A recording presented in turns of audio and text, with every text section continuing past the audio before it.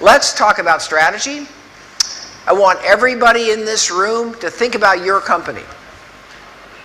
And as we're talking, this is not a theory. This is about how to think about your own business and how you're developing, how you're thinking about it, the choices you're making, what choices you're making. So let's use this as a working session, and then over the course of the day we're going to hear from a number of other companies that are doing really interesting work. Hopefully we'll cumulatively, as a result of all of this, I think we'll all enrich our understanding of this very, very fundamental topic, strategy. Now, what have we kind of learned about how to think about strategy? Well, I think what we've learned is that the instinct that most leaders have about success, and most people actually have about success, is dangerous, is potentially distracting. What I find is that when you ask a company what success looks like, the answer that you get, I get a lot, is, well, I want to be the best company in my industry. I want to be the best bank. I want to be the best auto company. I want to be the best consumer packaged goods company in this category. I want to be the best. That's success. If I can be the best company in my industry, I will succeed. And that is a very natural human way to think. We all hope to be the best at what we do. But in business competition, and what we've come to understand is that's actually not the way to think about success. The reason is that there is no best company. So it's pretty dangerous to try to do something that's impossible. There is no best auto. There is no best insurance company. It all depends. It all depends. There is no best. There's no one way to compete. The biggest mistake in strategy is to think that there's only one way to compete. In every industry, there are different ways to compete, depending on what customer and customer needs you're actually trying to meet. So when you ask the question, what's the best car, or the best car company, you can't answer that, because being the best all depends on who you're trying to serve. If you're trying to serve young families, being the best is different than if you're trying to serve people like me.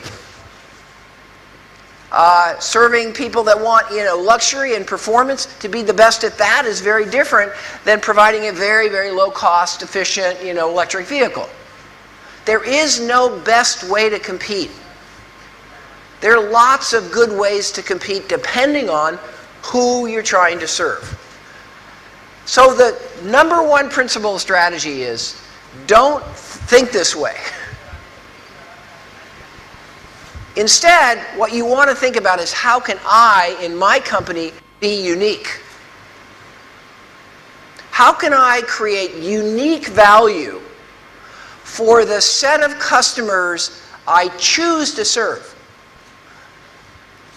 Strategy is fundamentally about choice. It's making a set of choices, and the most fundamental choice is, who am I trying to serve? And one of the worst mistakes in strategy is to try to serve everybody. You can't meet the need of every customer. You just can't do it. It's impossible. I've seen hundreds of companies try. It's impossible. You can't meet all the needs of every customer.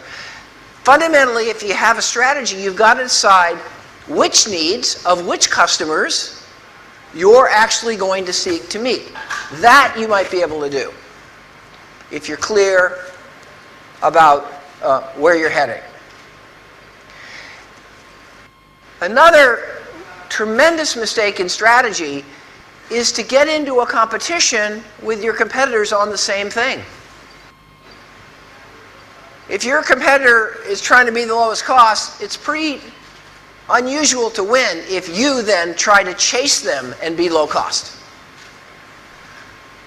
The essence of strategy is to find a unique position in your business that delivers unique value to the customers you choose to serve. Sounds simple, but most companies don't do it. Most companies are confused. They lack clarity on what strategy is.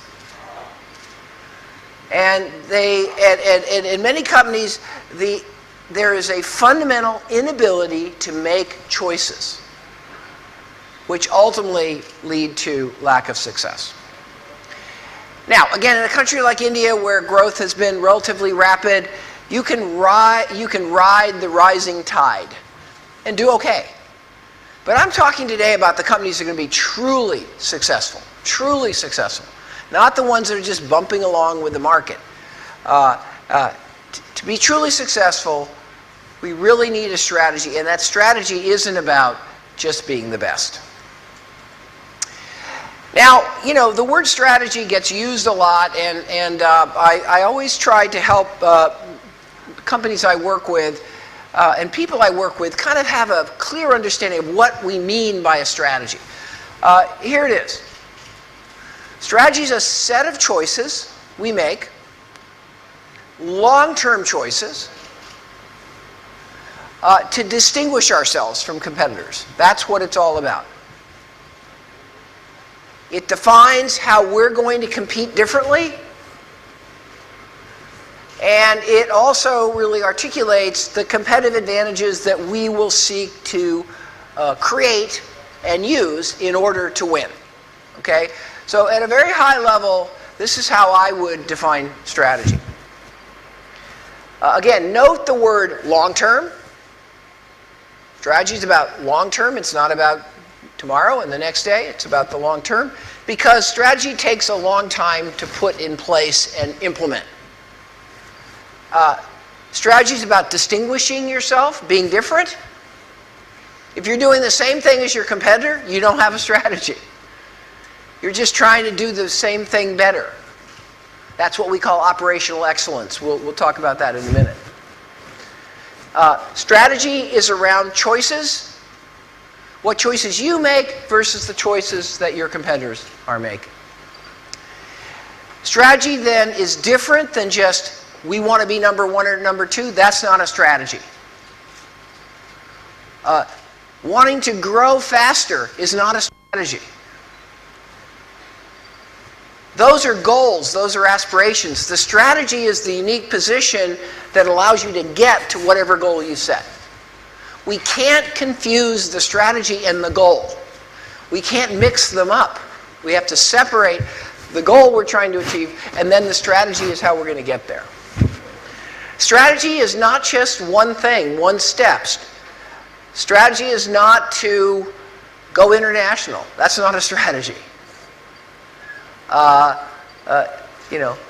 Raising R&D is not a strategy. Strategy is holistic. It's the whole set of choices that you make collectively in order to position the company for success over time in the marketplace. It's not one step, it's a set of steps. Strategy involves all the functions. It includes marketing, production, finance, everything together to create that unique positioning. That's what strategy is all about. And strategy isn't vague. It's not a mission. It's very specific, as we'll see. So here's where we start with a sort of, we all have to get grounded in a clear idea of what we actually mean by a strategy. And once we start there, then we can start doing the analysis and making the choices necessary to get there. Now, many of you are public companies, and here we have an additional issue that a lot of companies get confused about. And that is, if you're a public company, we have a stock price, and everybody looks at the stock price. And what we also have to understand, if we're going to set a good strategy, is actually the stock price is not the goal. The stock price is a result. The goal is superior economic performance. Strategy is about creating superior economic performance in terms of return on capital and in terms of growth. Not 1 year, but on a sustained basis. Okay? And what we know is that it's economic performance that really creates value. Price can go up or down depending on what happens in the world. That doesn't mean that value changed. The value is actually created by the economic performance. The ability to be profitable and earn a good return on capital and grow that business. What we've got to remember is when we set strategy, we have to focus on the economic performance part. We can't try to please the stock market. We can't try to figure out what today investors want. That's going to confuse us. It's going to pull us away from where we want to go. So I think, critical for strategy, particularly in public companies, is the idea that actually performance determines shareholder value, not the other way around. You'd be surprised. This sounds awfully simple. It's not. I work with hundreds of public company CEOs, and they get all confused about, well, what's the scorecard here? And the stock market is sort of a long-term, works pretty well as a scorecard. If you have good economic performance, eventually your stock price goes up.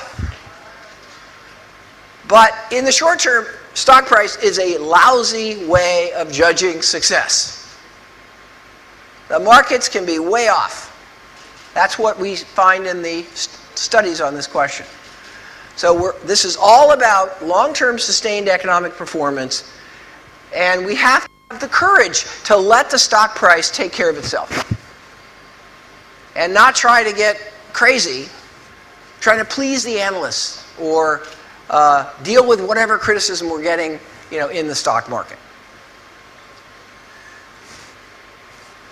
Now, when we think about strategy, again, another key principle, and then we're going to dig in a little bit, is strategy occurs at multiple levels in any company. In many companies, not every company. The core level strategy is what we call business strategy. That's how to compete in each or in the distinct business in which you operate. So here, if you're in passenger cars, you'd have a strategy for passenger cars. That's business strategy.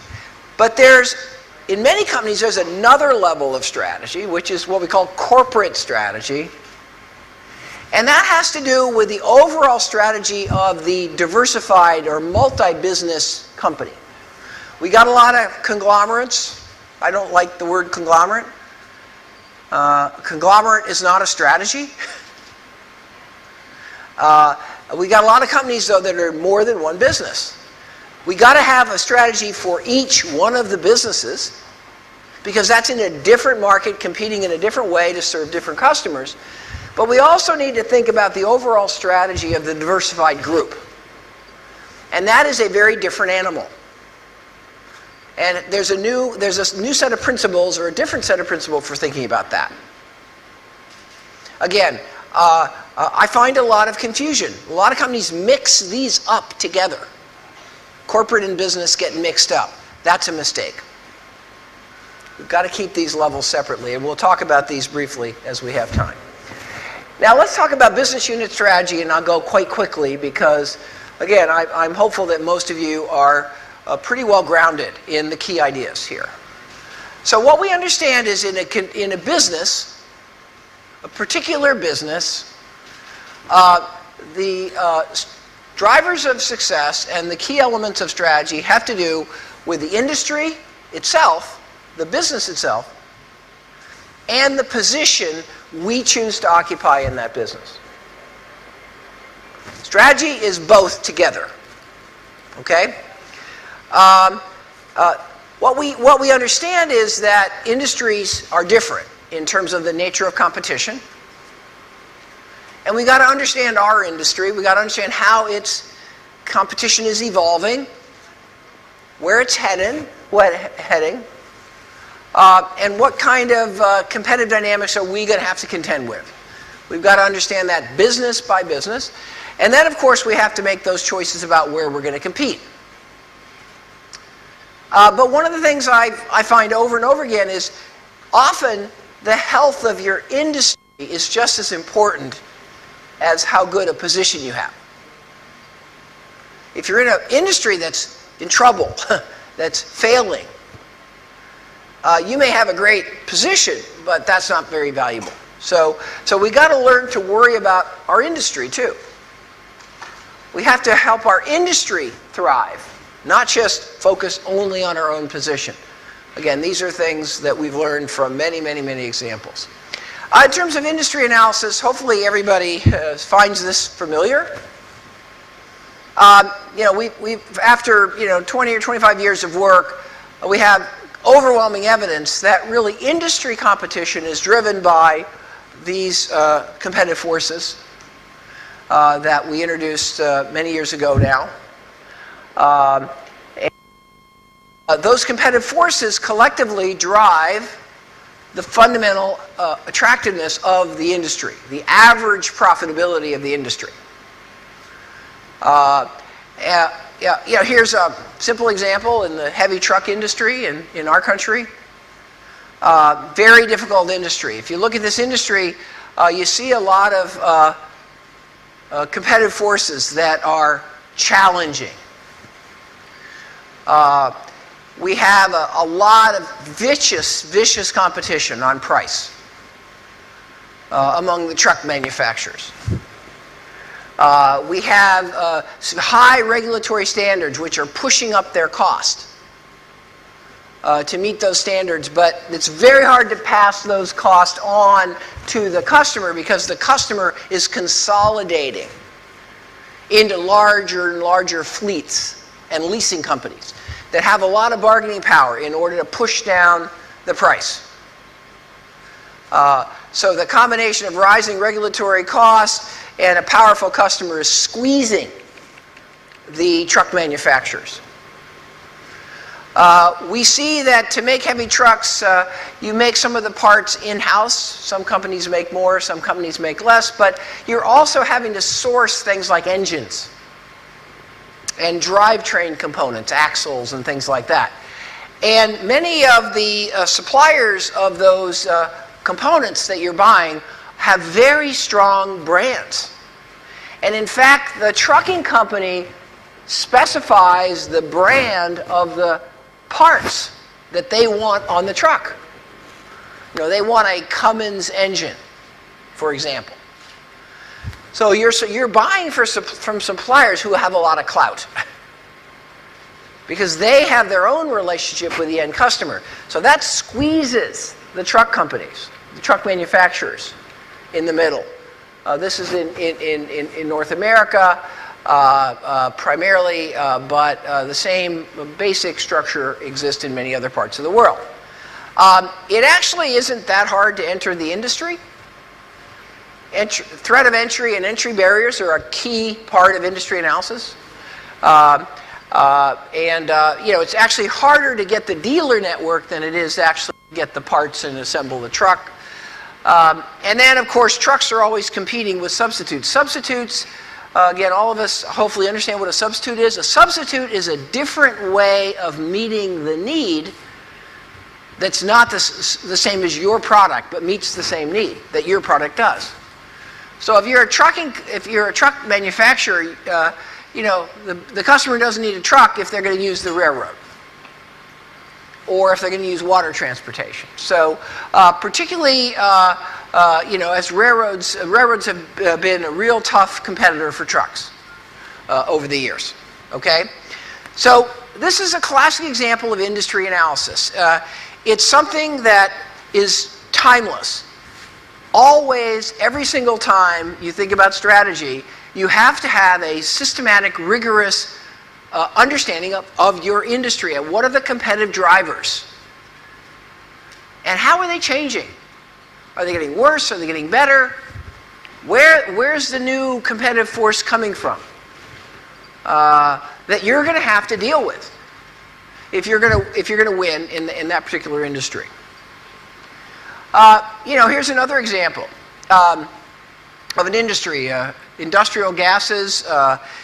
This industry makes oxygen, hydrogen, argon, all these industrial gases that are increasingly used in production processes in all kinds of other industries.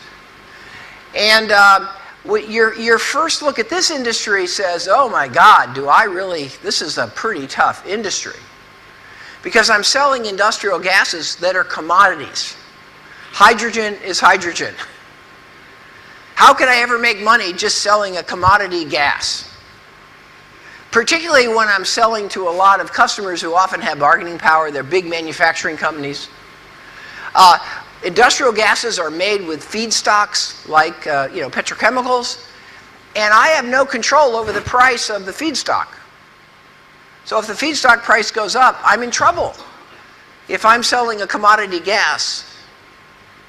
Again, not so good element of the industry. It's not that hard to get in. I mean, lots of people can figure out how to make helium or hydrogen and have a little facility in the factory.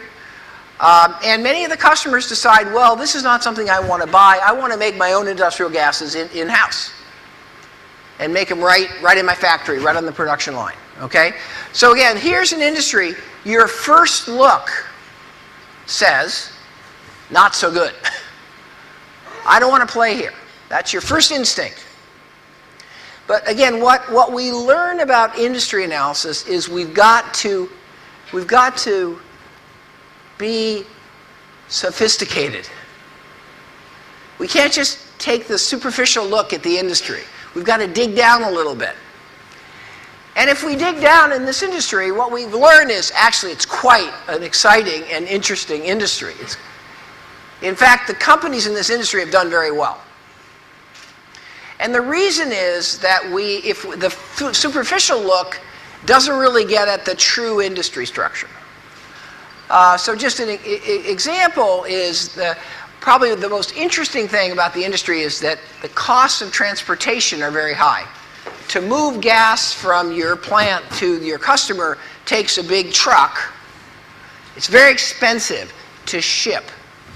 It's got to be shipped under pressure, and you have to kind of have a big tanker truck, and it has to go to the customer site, and it has to unload the gas through, pumping it into the tank there. And transport cost means that in order to be efficient in this industry, you have to have density of customers.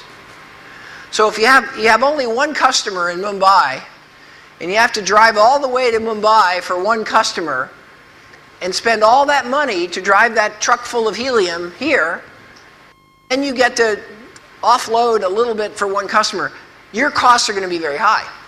But if you come to Mumbai and you have 17 customers, and your truck goes from one to the next, and they're all close by, then actually that makes your business super efficient compared to the guy who's only going to deliver to one or two customers.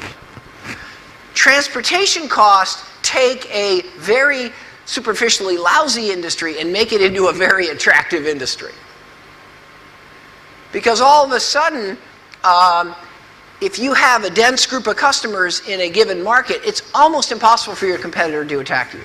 It's just too expensive. They'll never be able to afford to win those customers. And it creates a lot of because you've got to build a customer base over a long period of time, and this is a very critical product for the manufacturing process. So you don't want to try some new company and not be sure that they'll show up. If they don't show up with your helium, you're in trouble in your plant. Okay? So again, I won't go through the details, but what I'm trying to get across here is that we all have to be really sophisticated at industry analysis in our businesses. We got to look below the surface. We can't just say, oh, this is a commodity, it's a lousy industry. It's a commodity, it's quite an attractive industry. Dig down, understand the real entry barriers, understand the real bargaining power of the customer and the supplier. And the people that could see this have built tremendous businesses in industry that nobody else wanted to go into, which for the stock market thought this was a crummy industry for a long time. Boy, were they wrong. The investors that could understand how attractive this business was, boy, did they do well. Again, what we find in competition is that actually the concepts themselves are not that complicated, but actually applying them well is really hard. And that applies both to the companies but also to the investors that are trying to figure out whether a company is successful or will be successful. How do we achieve superior profitability in the industry, whatever the industry attractiveness looks like? Well, that has to do with the two fundamental types of competitive advantage.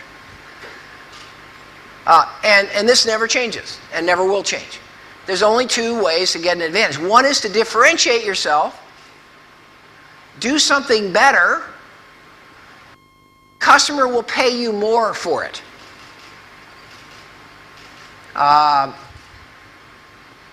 Because you're delivering something the customer thinks is better.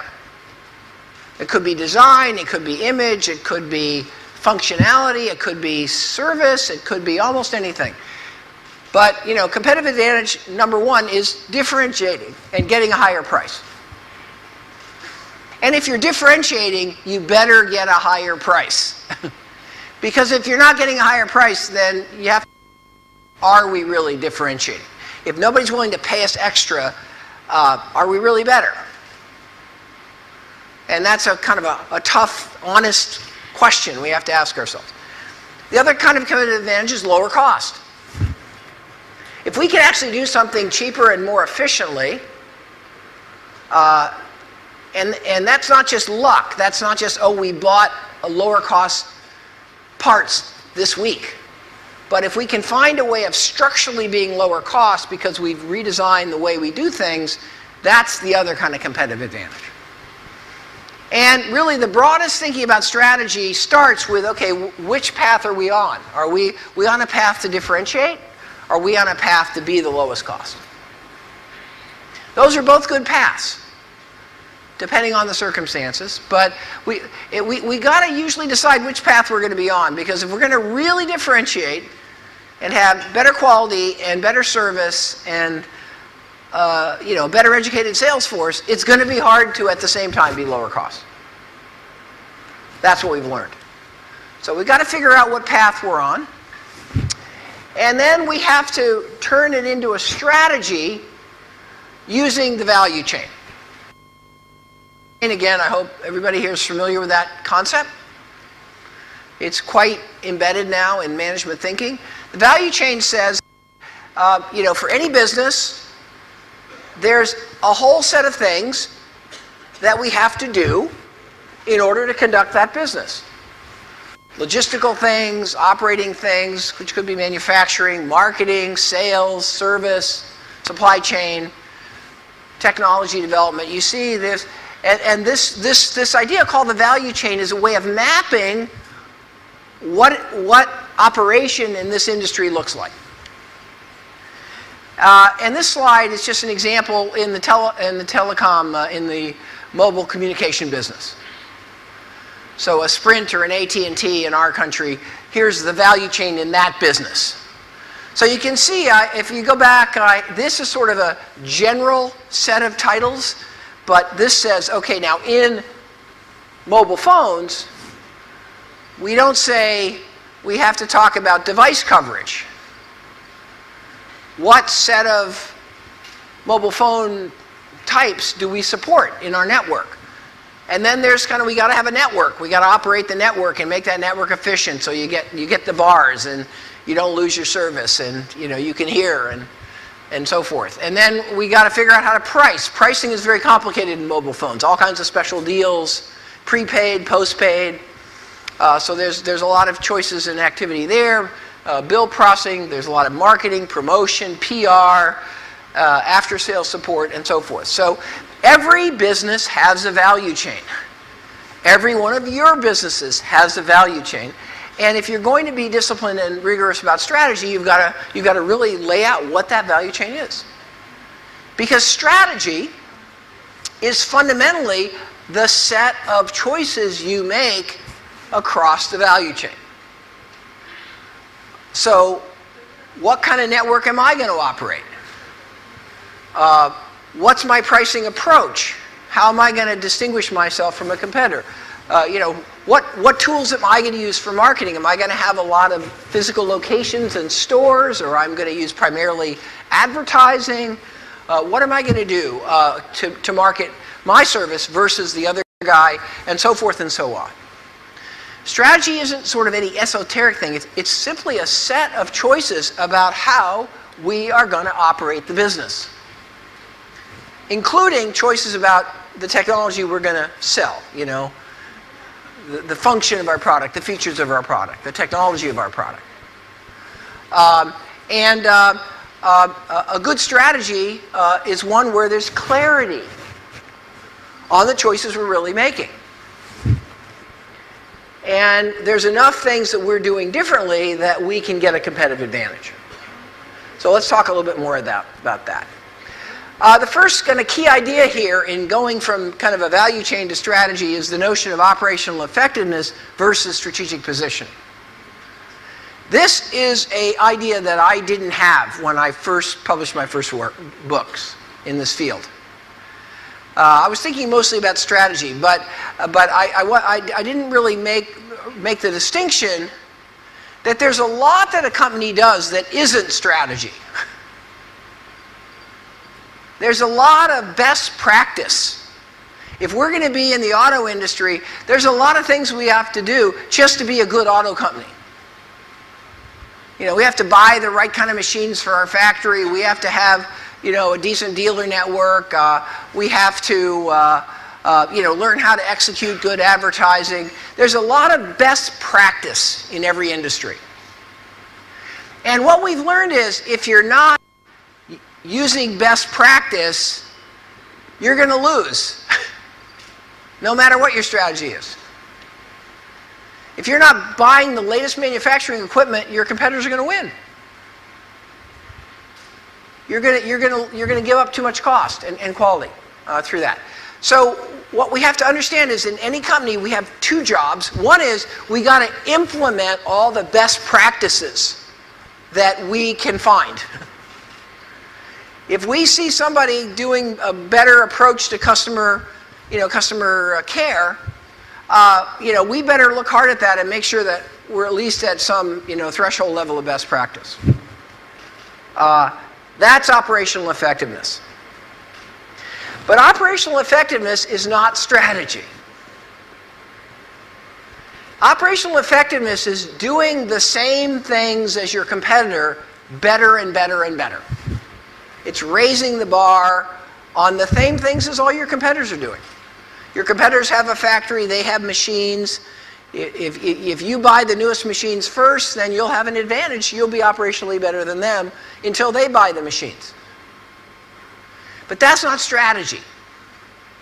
Strategy is on top of operational effectiveness. You've got to sort of operate the business well, but on top of that, you have to have a strategy. And that strategy is building on the best practices, but then including the choices that are going to define your uniqueness in the business. Both of these things are important. If we're just sloppy and not enhancing our operational effectiveness, we're going to lose, no matter what strategy we have. But just being operationally effective is not going to get us to superior performance because all our competitors are going to be implementing the same best practices as we do. So if we really want to win, we've got to do both. And we've got to make sure that we're clear about what we're doing. And this is a very important distinction. The question I used to get all the time, 15 years ago, 10 years ago, can you be both low cost and differentiated at the same time? And the answer is usually you can't. But the cases that look like you're doing that are cases where the competitor has lousy operational effectiveness. Then you can be both low cost and differentiated. But if you've got a good operationally effective competitor, then to differentiate or to be lower cost, you're going to have to make real choices. Okay? And you're not going to be able to do those both at the same time probably. You're going to have to decide which path you're on. Am I on the path of differentiating? Am I on the path of being the lowest cost producer?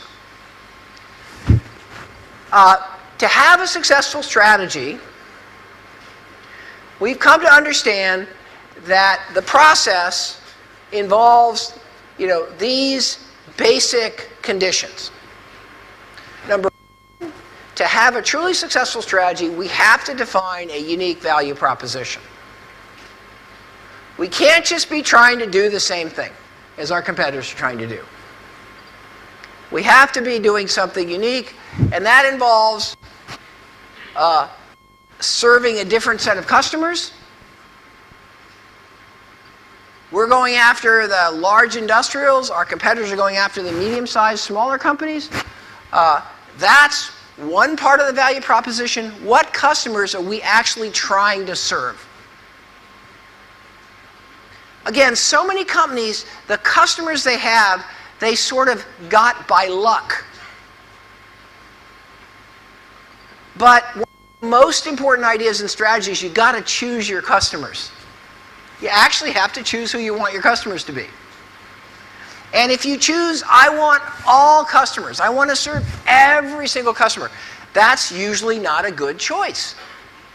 Because customers have very different needs, particularly in a complex economy like this one. Another question you've got to ask is, of the customers I choose to serve, which of the needs that they have do I want to actually meet uniquely well? Again, a lot of companies just fall into the idea that anything the customer wants, I'm going to try to provide. But actually, most great strategies don't do that. Or at very least, they're very specific about which customer group, and then they say, okay, I'm going to go after this customer group, and I'm going to then really meet all their needs. But the idea that we just try to meet all the needs that anybody ever comes and asks us to meet, that's usually not a good strategy. And then we're going to have to make that choice about pricing. Are we going for a premium price? Are we trying just to match the other guy? Are we going to offer a discount because we think we're going to be more efficient and able to sustain that discount and still make good profits? This is a company that's on its way to India. I don't think it's actually opened yet. It's been struggling to get into India, like historically a number of companies have had to do. This is one of the most extraordinary companies in the world in the area of furnishings. IKEA, some people call it IKEA. It depends on, are you speaking more Scandinavian? Are you speaking more American? And this is a company that sells home furnishings. And this is kind of a great strategy example. Strategy starts with a unique value proposition. And what you see here is kind of a sort of simple description of what their value proposition is. Who are the customers that they really are seeking to serve? And what are they delivering those customers in terms of products to meet those needs? And where are they pricing? Okay, so I won't read this, but just take a quick look at that. Okay, and the interesting thing about this value proposition is nobody had ever seen this before, this company. Nobody had ever segmented customers in this way. Nobody had ever thought about customers with relatively small living spaces before. This was an innovation in thinking about segmentation. And a lot of great strategies involve this new way of looking at customers and segmenting customers, like these guys did. Also, this strategy was a real breakthrough in kind of operations for a furniture company. And we'll talk about that in a minute. Here's another great strategy example. Remember I talked about heavy trucks earlier and how difficult an industry it was. The average profitability not so good. Well, here's the company in the industry that is the premium, superior, high profitability company. It's called PACCAR. It's quite a global company. And you sort of see what their value proposition was. So IKEA was about really low prices. This company is about a premium. We're going to get a premium, 10%, for our trucks. Because our trucks are not going to look like our competitors' trucks, we're going to have a strategy about customization, cost of operation, that will allow us to actually differentiate. But not for all. This is a wonderful strategy because this company figured out that the big customers in the industry weren't the customers that were the good customers for them. They actually figured out that the small customers, the people that owned one truck and drove that truck for their living, that was the really interesting customer in this industry. So they built a whole strategy around this narrow group of customers. About 25 to 30% of all the customers that buy trucks buy one or two trucks. And they often drive their own truck. Okay? Second test of a great strategy, again, think about your own company here. A distinctive value chain. If you don't operate the business differently, your value chain isn't going to be real. You got to have a different operating model that aligns with your positioning. Okay? So if we take IKEA, and I won't go through this, if you look at how they operate their company compared to all the other companies in their industry, they do it differently. They have a different value chain. Their stores look different. Their customer service looks different. Their logistics looks different. And it's all aligned with that value proposition. Their breakthrough idea was that they wouldn't, they sell not fully assembled furniture, they assemble parts. They sell parts in a box. So when you go to IKEA, you walk out with a box in which there are the parts of the furniture you just bought. And you get the opportunity to actually take the furniture home yourself. You don't get somebody with a van, delivering, dropping off completed furniture at your house. IKEA understood that was good. A lot of customers like that. But the customers they wanted to serve, who was very price sensitive, they were willing to deliver themselves. They would deliver their own furniture. And by doing it that way, and by also having inbound logistics in not entire sofas, but the parts for a sofa in a box, they saved huge amounts of logistical costs.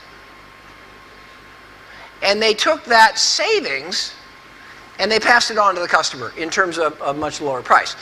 But the customer then had to put the furniture together themselves. I have a daughter, one of my daughters happens to love this company, and I had the privilege of helping her, renting a car when I visited her in college so that we could take the box home from IKEA. I went to IKEA many times. And then you have to take the box home, and then you have then you get to put it together. It's like somebody's birthday. You have to put together the birthday present, or Christmas. It's like putting together the toys. That can be fun. I frankly found it very tedious. I didn't have a lot of fun doing it. But my daughter really liked this company. The value proposition worked for her. It didn't actually work for me. In fact, I pretty much hated every minute I was in that store. I didn't like the service. There is no service. They deliberately organize the store so you get lost. And you can't get out. When you're checking out, you have to go to these big, huge racks, and you have to pull down the box of what you're buying. And schlep the box, to the check-in counter, and then pay your bill. And then you have to take the box out and load it in your car, and then you have to drag the box up to the apartment of your daughter, in my case. And then you get to spend 30 or 40 minutes trying to figure out how to put the thing together. Not a good idea for me. My daughter loved it. It met her needs for reasonable price. They have very nicely designed products and style products, very Scandinavian, but they're very low cost. They're really high quality, really low cost. That worked for her. And this tells you something very important about strategy. And that is that one of the things a great strategy does is it doesn't please every customer. If you're trying to please every customer,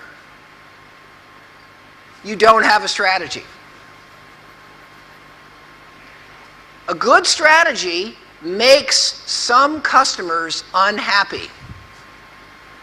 If every customer is happy, you're in trouble. If every possible customer in the industry likes what you're doing, then the odds are that you'll never really be successful. Strategy is fundamentally about choosing who exactly you are trying to please, and then engineering a value chain in order to deliver on that. Here's PACCAR. Another critical part of a successful strategy is the concept of trade-offs.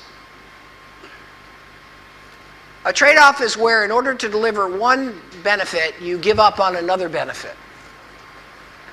And that's what IKEA did. They to get that really low price of nicely styled furniture, and in order to do that, you had to go through an awkward experience in the store, you had to take the product home yourself, and you had to put it together yourself. And that was a trade-off that they were willing to make, because they understood that's what their customers really, that was the trade-off they wanted to make. Strategy's about choice. About choosing what you want to do. But one of the phrases that I said at some point, and I found has been very powerful, is the essence of strategy is what you choose not to do. It's the service you don't offer. It's the functions you don't provide. It's the benefit you don't offer. That's the essence of strategy. If you can be clear about that, that's a good sign that you can be clear about your overall strategy. Okay, so time is very short. But in terms of a successful strategy, we've got to connect the dots across the value chain. We've got to make sure the service connects with the way we market, connects with our kind of product, value proposition. The pieces fit together across the value chain, and there's continuity. You can't be changing strategy all the time. It takes like 2-3 years to implement a strategy, because you got to get all those pieces aligned around what your ultimate position is, and continuity becomes crucial. Okay? Again, you can look at some of these examples and talk about it even further. When we think about strategy, one of the things that I find very helpful to think about, and might be helpful for you, is what kind of competition are we creating in our industry?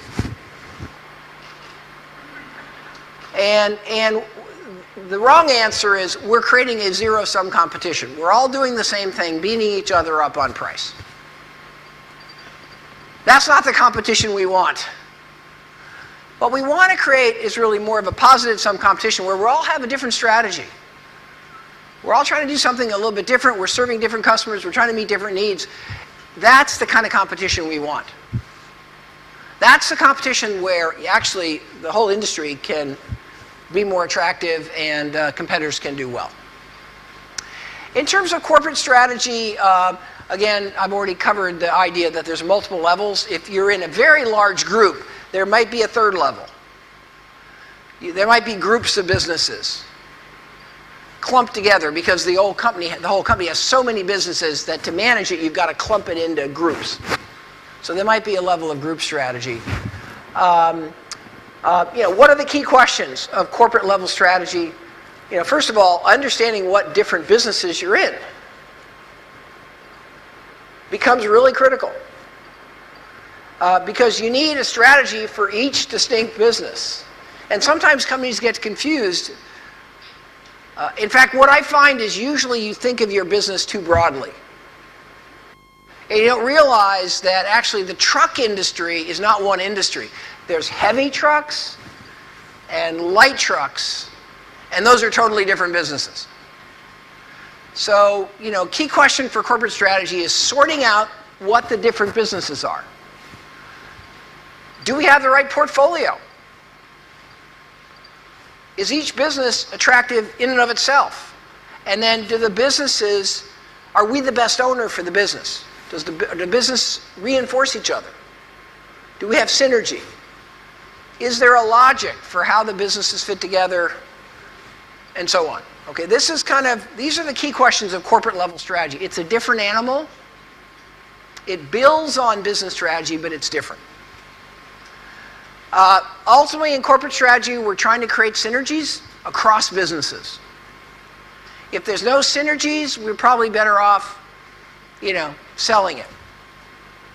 Because we're not going to be able to add any value. And this just talks about the kind of synergies that we might be pursuing, and we got to make sure they're real. We got to make sure they're actually meaningful. They're not just a little benefit, but they're a big deal. Here's the ultimate synergy company. Disney, that has many, many different businesses, but they're all united in a common positioning, basic value proposition. They're sharing lots of resources like characters and video properties and so forth, leveraging across all these businesses. And this company has been remarkably robust in a very unstable industry where some years you make a good film, the next year you make a lousy film, people go up and down. But Disney has a real robust corporate strategy that's given them a lot of resilience over time. And then I guess let me finish up this section by talking about, well, what's our job as leaders in strategy? And what I found is that the head of a business unit,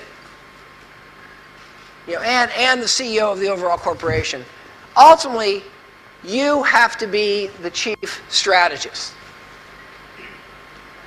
The reason is that nobody else has the right perspective for strategy except the ultimate leader.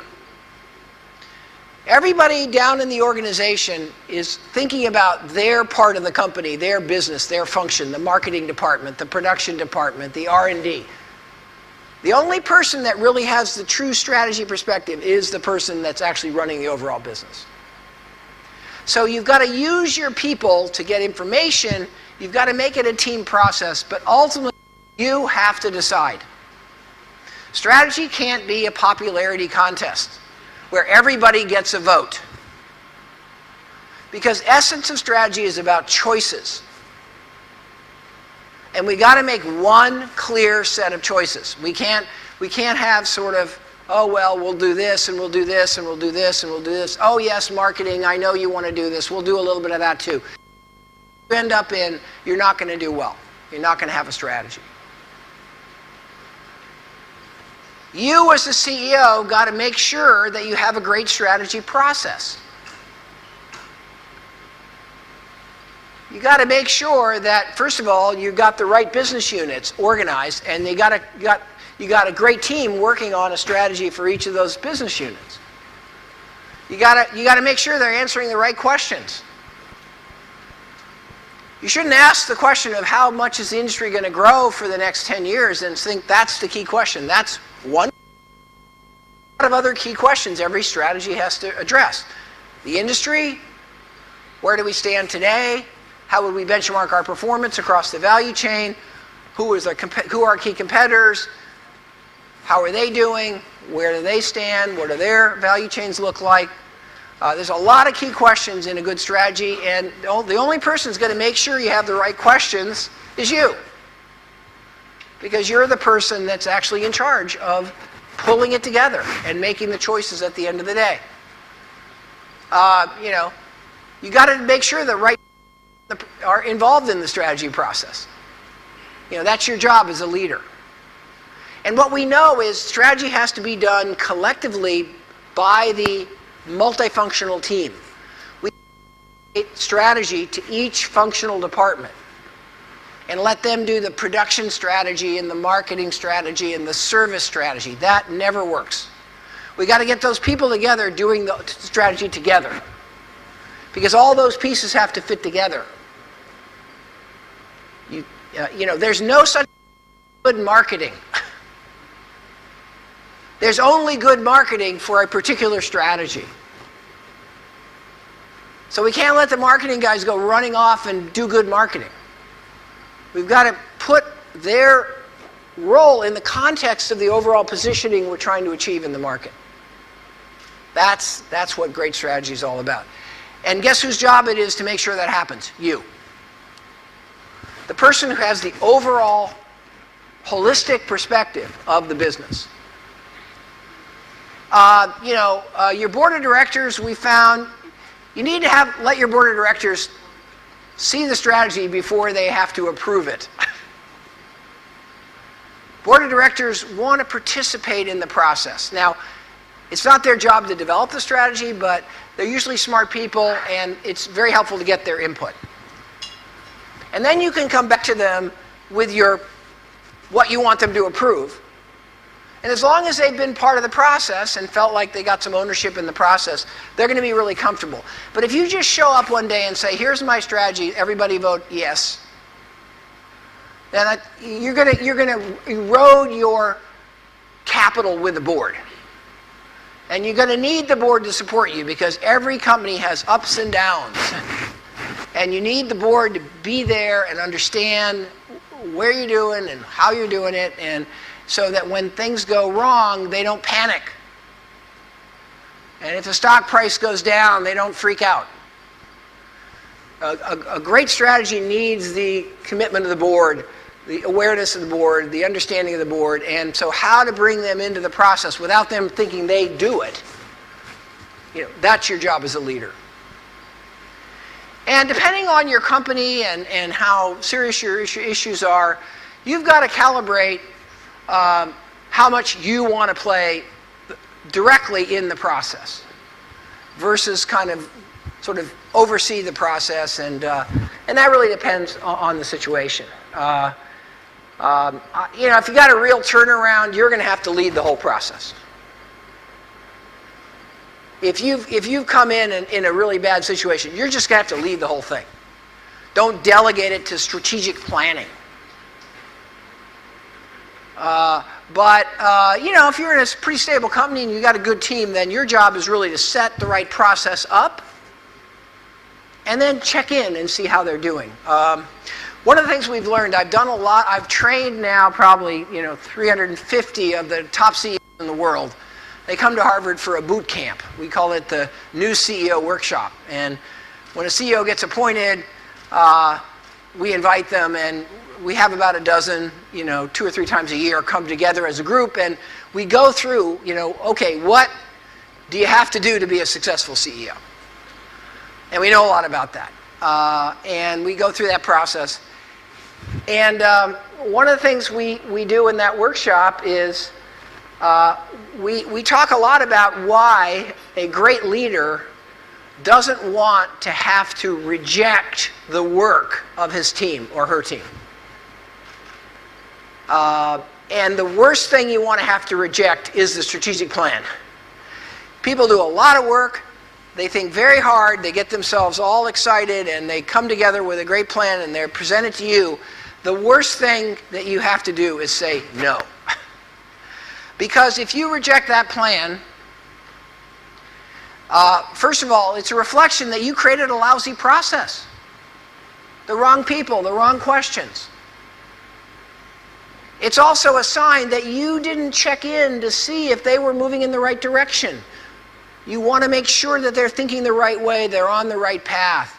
Encourage them to, don't do it for them, but check in.